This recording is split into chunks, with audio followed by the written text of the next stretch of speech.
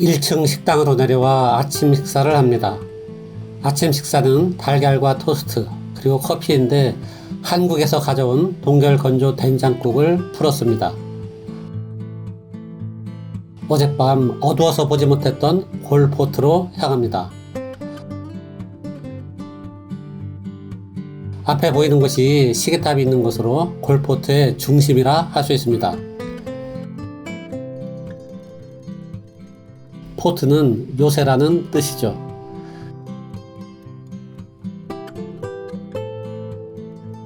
이곳이 성으로 들어가는 입구이자 나중에 둘러볼 해양유물 전시관이 있는 곳입니다. 안으로 들어서면 식민지 시대에 사용되었던 오래된 건물들이 보입니다. 옆으로 보이는 건물이 법원입니다. 항구 도시답게 오래된 창고 건물도 보입니다.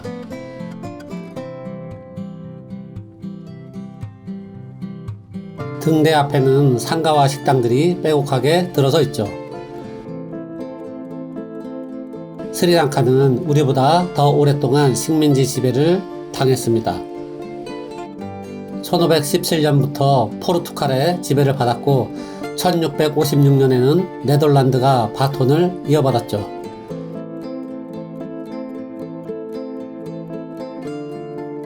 시계탑으로 들어섭니다.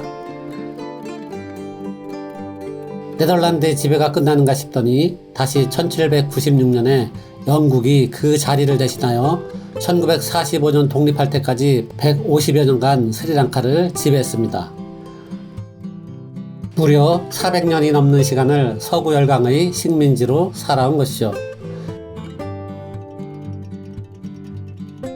이 군사 요새는 네덜란드가 통치하던 시절에 지어졌다고 합니다.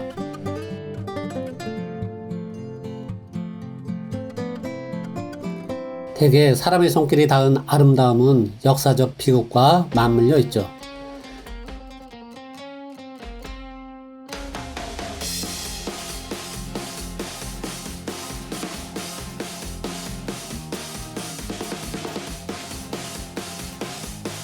식민지 시대에 유럽인들에 의해 지어진 고래 건축물들은 상당수가 원형을 보존하고 있습니다.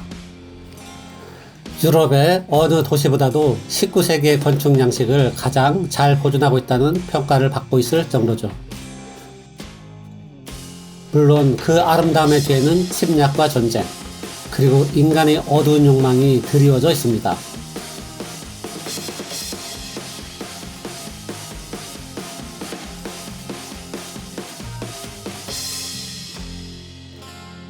이구아나 한 마리가 성곽 주변을 어슬렁거리고 있군요. 남미의 이구아나와 다르게 생김새가 왕도마뱀을 닮았습니다.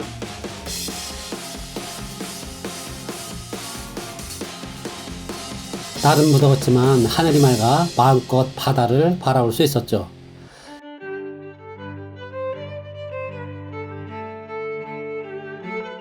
스리랑카의 날씨는 우리나라 여름과 비슷합니다.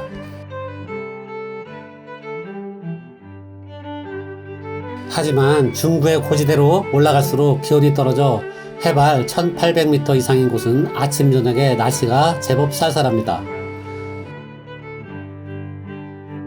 그래서 누아라 엘리아나 하프탈레에서는 간혹 패딩을 입고 다니는 현지인들을 볼 수 있었죠. 이곳은 카페인 것 같은데 문을 닫았군요. 하긴 이런 땡볕 아래에서 차를 마실 사람은 거의 없을 겁니다. 성체 안쪽에는 중세의 마을이 자리 잡고 있는 것처럼 보입니다. 아마 주유소가 있던 자리일 겁니다.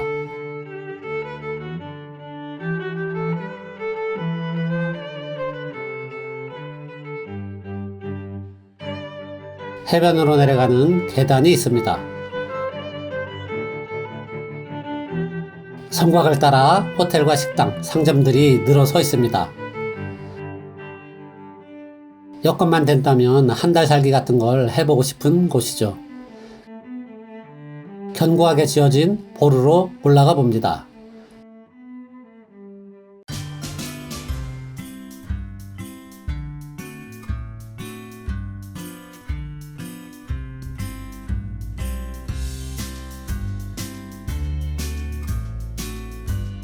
또 이구아나를 만났습니다.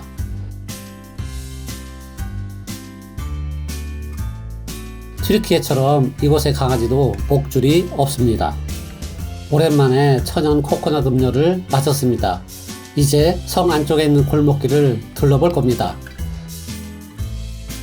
골목에는 식당과 카페를 비롯하여 기념품과 액세서리, 보석을 파는 가게들이 빼곡하게 늘어서 있죠.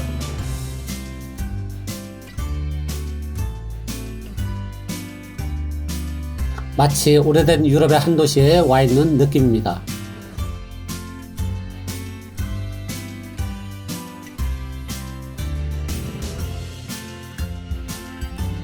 스리랑카는 차와 보석, 봉제 산업이 유명하다고 합니다.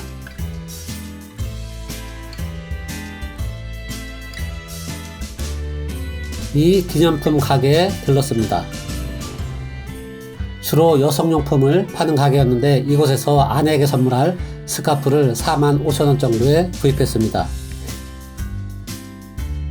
이 교회 건물은 1819년에 지어졌다고 표시되어 있군요.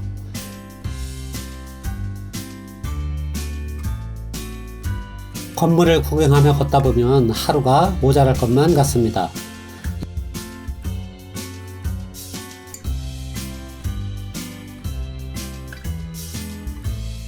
이곳이 해양유물 전시관 입구입니다.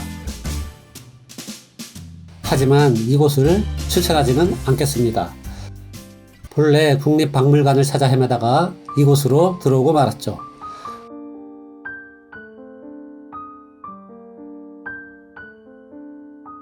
외국인 입장료가 10,000원이 넘는데 볼만한 것이 거의 없고 전시시설도 매우 허술했습니다. 항구 근처에 침몰한 선박에서 발굴한 유물들인 듯한데 중국 유물들이 많았습니다. 그나마 이 목각 유물들이 눈길을 끌었죠. 고를 여행한다면 이곳 대신 국립박물관을 찾는 것이 나을 것 같습니다.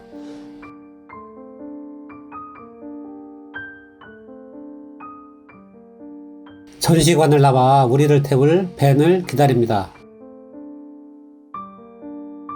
바로 앞에 있는 이 나무가 무척 인상적이었죠. 이제 코를 떠나 콜롬보로 돌아갈 시간입니다.